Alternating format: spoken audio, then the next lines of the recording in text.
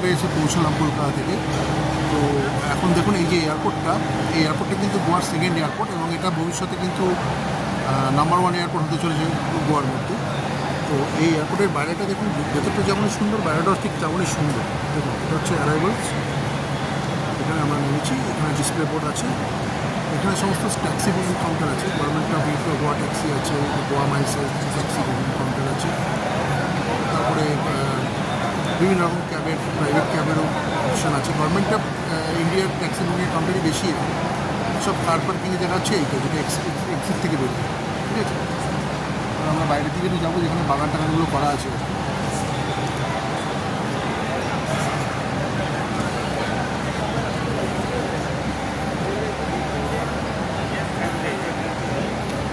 Airport taxi দিতে গেলে আপনাকে বাঁদিকে যেতে হবে।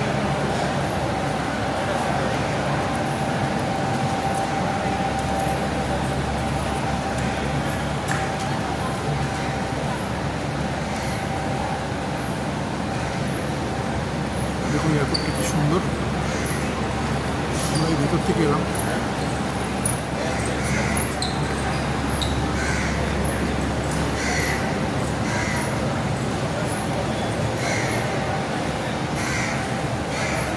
अच्छा गोवा माइल्स का बुकिंग काउंटर उधर, हाँ इधर ना, इधर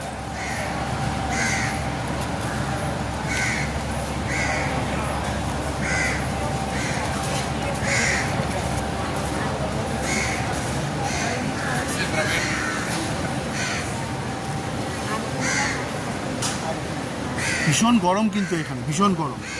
আমরা ডিসেম্বরে এসেছিলাম, ভেবেছিলাম এখানে ঠান্ডা থাকবে, কিন্তু এখানে ঠান্ডার একটা লেশমাত্র নেই। দেখুন বন্ধুরা, আপনাদের পুরো এয়ারপোর্টের একটা ভিউ আমি দেখাচ্ছি। এই হচ্ছে বাইরের যে ভিউটা,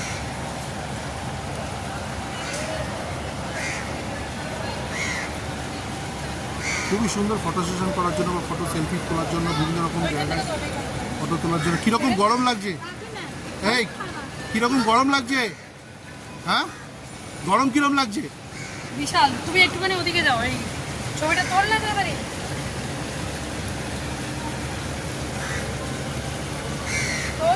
খুবই সুন্দর বাইরেটা।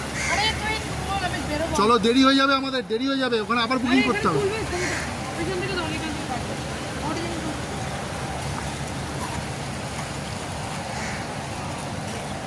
আমরা এখন গোয়া মাইলসের কাউন্টারের দিকে যাব।